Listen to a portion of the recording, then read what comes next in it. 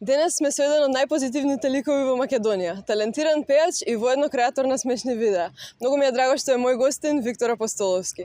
Здраво и добре дојде во Тинтири Минтири вести. Здраво и добро ве најдов и многу ви убаво името Тинтири Минтири, да ти кажам браво. Фала многу. Моментално си познат и актуелен по видеата кој те праша, па мене ме интересира, бидејќи досега си се занимавал исклучиво со музика, па како го открива овој талент со оглед на тоа што се две сосема различни работи? Па ти кажам искрено, одсекогаш исто како што одсекогаш сум ја сакал музиката, одсекогаш сум сакал и да зборам многу. Таков сум, мислам фамилиарно сме муабетчи сите. Дедо ми е изгорен приказни, ја раскажва, татко ми исто. И јас веројатно сум бил и одамна, пошто често правиме муабет со луѓе и често луѓето ми веле уште години уназад, ти не почнеш да снимаш. И јас никако да најдам храброст да речиме, и кога дојде короната немаше што попаметно да правим, си викам дај ќе пробам да снимам и така некако тргна работата. Да, и виде дека публиката те сака, претпоставувам. Да, па никош не имаше поента да бидам смешен или па нешто имав намера смешно да биде, него едноставно сакав да зборам, па што ќе биде, нека биде, испадна дека уствари интересни му се видеата на луѓето, така што си продолжив да го правам. Мене ме интересира позадината на видеата. Како, дали ги смислуваш сам, опиши како го правиш тоа, колку време ти треба, дали се консултираш со некој?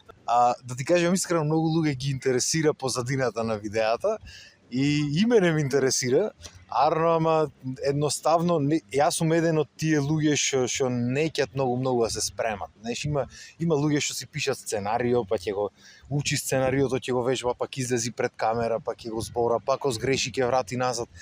Јас денес се одлучувам, збораме е пример за розева мајца и се нуваме на телефон или на камера, ја пуштам камерата и почнувам да зборам тоа што ми лежи на душата за таа тема што сум ја одбрал денес.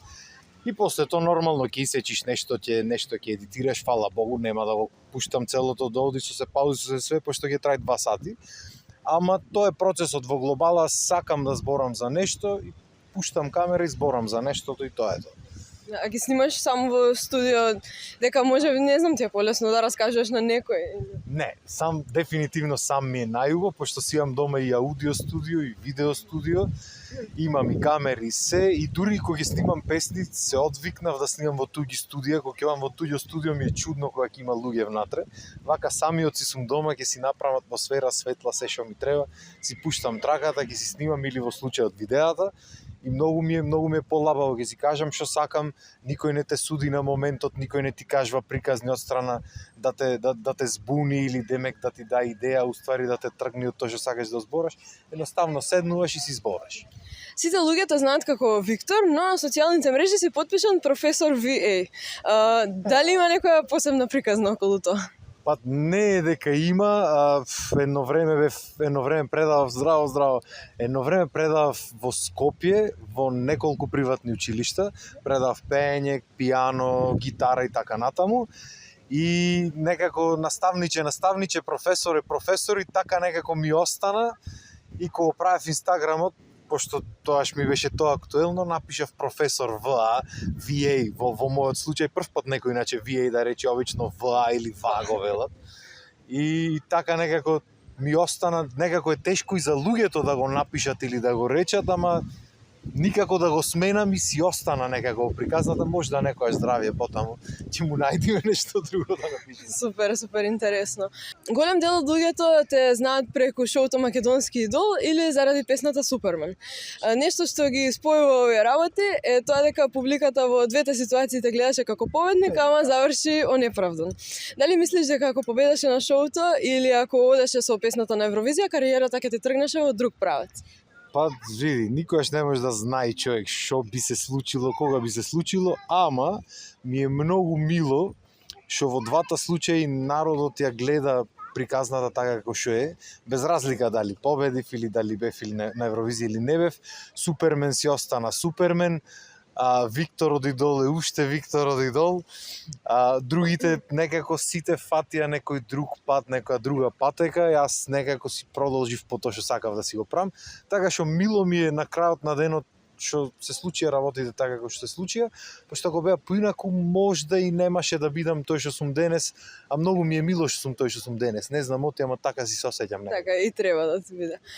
Сакам да те прашам за периодот од твоето детство. Какво дете си бил, што те интересирало тогаш и дали си имал некое интересно хоби за кое што луѓето не знаат? Па, повеќе или помалце бев ист како што сум сега, малце пострамежлив бев тогаш.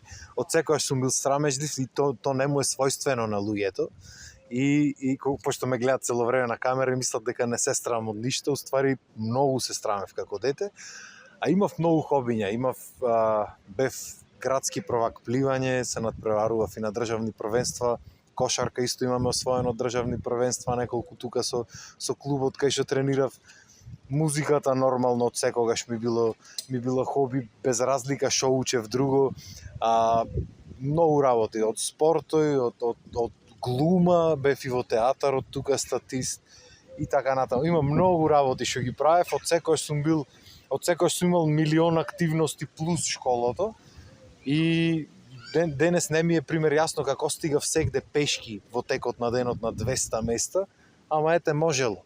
Да, значи си пробал се и си одбрал тоа што најмногу сакаш. Дефинитивно, да. Имав многу понуди од театарот да се запишам на драмски тогаш, ама можда, мислам, ито сакам да го правам, ама музиката од секогаш ми била прва љубов, така што си продолжив со музиката, сега и со зборањето и мислам дека таман си сум.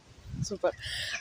Затоа бе интересно дека потекнуваш од музичка фамилија и татко ти и дедо ти биле музичари, па можеш ли да опишеш како изгледале фамилиарните прослави во таква атмосфера? Види, интересна работа е што кај нас ми се чини дека само дедо ми е изгорен да му речиш земи го кларинетот. Нити татко ми е изгорен да земи армониката, нити па јас сум нешто многу изгорен кога ќе седниме негде на маса и кој ми дојде некој со микрофонот. Ајде, кој ми речи.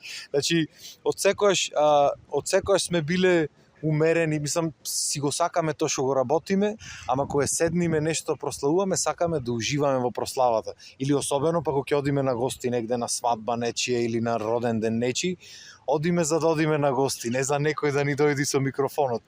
Што не значи дека не биле журките кај нас хаос. Мислам, сакал ти или некел, пошто не сме само ние мажите во фамилијата и од останатите фамилии, да речем, што се околу нашата, сегде има музичари, сите се веселјаци, по природа има и танчери многу, и така што секогаш кога ќе се прави журка кај нас, секогаш е хаос. Добро, има логика. И за крај, сакам да те прашам што да очекуваме следно од тебе, дали планираш нешто ново на музички план или можеби некој концепт нов на видео? Па да ти кажам искрено, планирам многу работи.